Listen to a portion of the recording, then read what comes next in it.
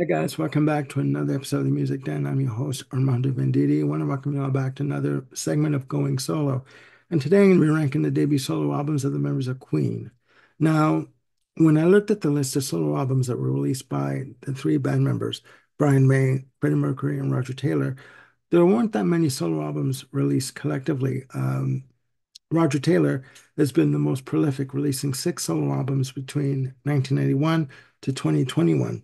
His most recent album was released in 2021 called Outsider. And between Freddie Mercury and Brian May, collectively, they've released five solo albums.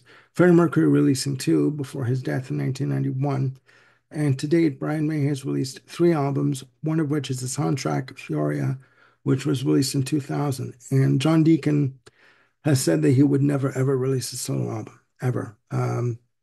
So when I was looking at the list, who was going to be in terms of ranking, there was no question as to how the ranking was going to go down. So coming in at number three, we have Freddie Mercury with Mr. Bad Guy, released April 29th, 1985, through CBS in the UK and in Europe and Columbia Records in North America. This album, oh boy, what to say about this album.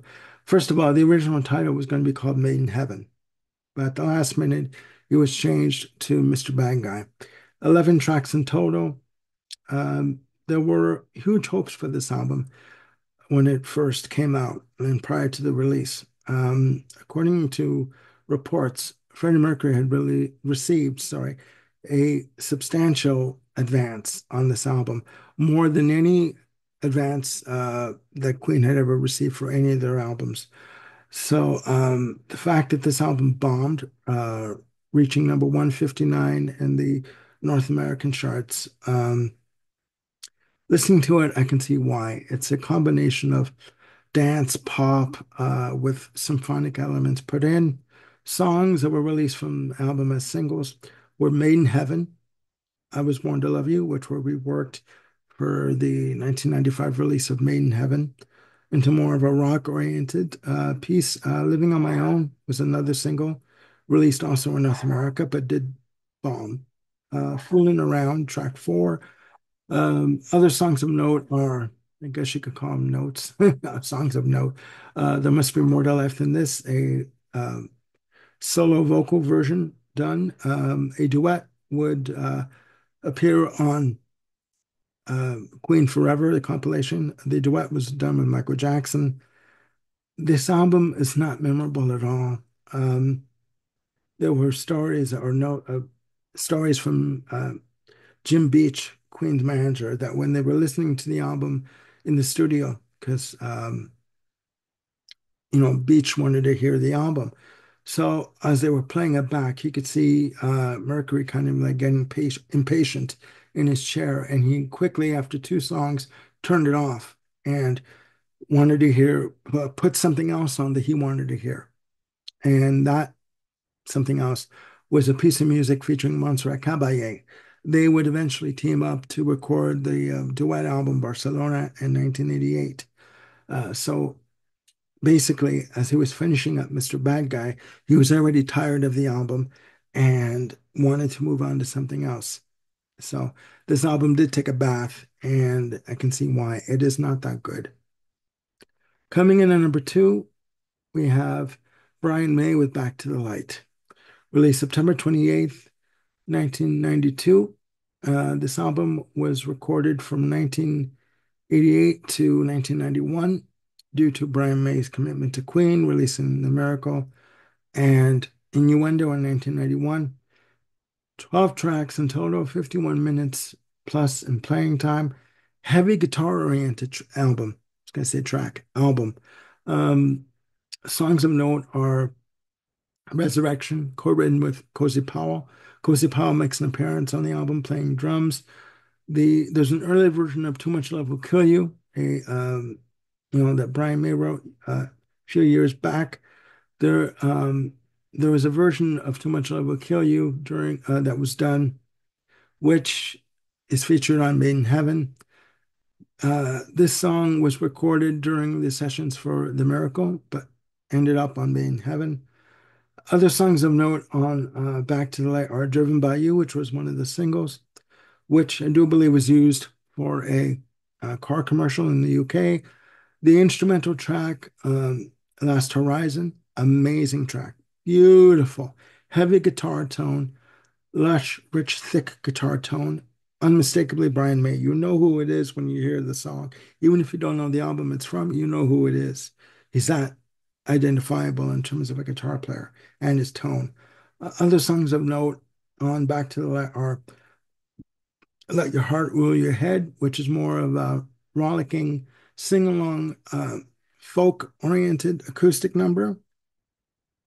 Um, in the same vein as 39 from um, A Night at the Opera. Beautiful song, beautiful sentiment. Other songs of note too are the last track, Rolling Over, featuring Chris Thompson of Manfred Mann. Heavy guitar track, heavy guitar-oriented piece of work. Just beautiful. Um, to me, though, this album, it's a little uneven, disjointed, with songs like I'm Scared, um, Just One Life, Love Token, The Dark, which is the intro to it, 2 minutes and 20 seconds. It's okay. I mean, he did tour for this album in North America, playing the Danforth Music Theater in Toronto at the time, but it's not as good as I thought it was going to be. And to me, it really hasn't aged well, you know?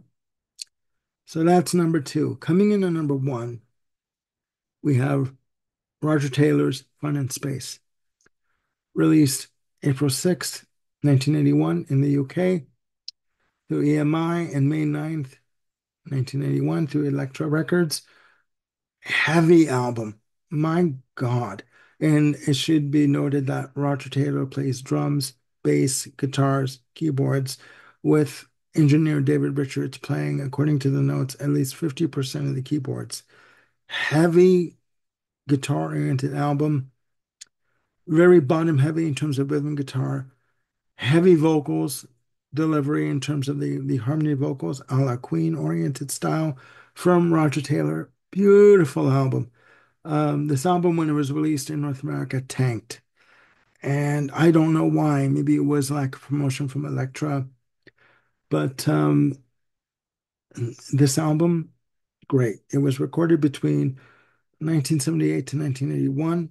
And it's really interesting to note that a year before, in 1977, Queen had done an interview with Baba Harris of the Old Grey Whistle Test for a documentary that we're working on. And the question was brought up, or do you ever see yourselves doing solo albums? And en masse, they all said, no, we really don't see us doing albums as solo artists because there's really no need to. I mean, in 1977, Roger Taylor was the first one to release a solo single, I Want to Testify, which is a cover from Parliament, or the Parliaments, sorry. But it's funny to read that a year after making that statement that he started working on this album. Songs of note on this album, No Violins, which starts off the album, Future Management, which was a single, um, Let's Get Crazy, which was a single in North America, again, which tanked, My Country, Parts 1 and 2, last track on side one, clocking in at over 6 minutes and 55 seconds, so almost 7 minutes. Um, Magic is Loose, good track. Interlude and Constantinople. Sorry if I say that wrong. 2 minutes and 4 seconds. When I hear the interlude in Constantinople, I hear keyboard elements and synth elements of work that was done on Flash Gordon. And it's very keyboard oriented. And when I say keyboard oriented, I don't mean in a pop dance kind of vein. I mean keyboard textures, just very layered and very deliberate. Okay. Airheads is another good track number 9. And the title track, Fun in Space, uh, ends off the album, 6 minutes and 25 seconds. Out of the 3 albums on this list, This album is the one album that, for me, does fit within the Queen canon in terms of the harmony vocals, the guitar work that was done on this album. Roger Taylor is a multi-instrumentalist, and I think he's underrated as a guitarist. I think he's fan-bloody-tastic as a guitarist. I think he doesn't get enough credit for his work as a guitarist. Um, and that's a shame because this album is simply fantastic. You can get this album solo on its own, or you can get this album as a part of his box set called The Lot, L-O-T, The Lot, which was released in, I believe, 2014. This album, again, when he was working on this album and when it was released, he had said that this was kind of music that he wanted to do, really didn't fit within the Queen canon, the kind of music that Queen were doing. I don't hear that. I think this album or the music on this album would fit exactly within what Queen were doing. Maybe around all in 1977, with News of the World being a heavy album. Um, I think this would have fit right in with it perfectly. But yeah, and this album needs to be listened to more, which I will be doing. Believe me, you can stream this album along with the other two albums on this list on YouTube. And please let me know what you think of this list. What do you think of these three albums? Fun in Space, Back to the Light, and Mr. Bad Guy. All right. Do you like them? Do you not like them? Which one is your favorite out of the three? Okay. I'd like to get a bit of a dialogue going if that's possible with everyone out there. So that's it for now. Please stay tuned for more episodes. I have one coming up with Jim Ricker and Ken Cheshire. Play me a song, Deep Cuts Dive into Billy Joel. Okay. So that's going to be a good one. They've given me 24 songs to listen to. And I've made my notes, and I'm going to give you my opinion of deep cuts from Billy Joel. All right.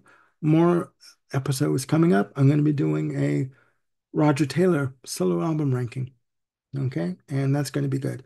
So please stay tuned for that. Please look after yourselves and one another. Please click like and hit subscribe and hit the notification bell to keep yourselves on top of any new content I've got coming up. There are more ideas coming, and I'll get them to you as quickly as I can. Okay. So please look after yourselves and one another, and I will see you soon with more videos. Bye for now.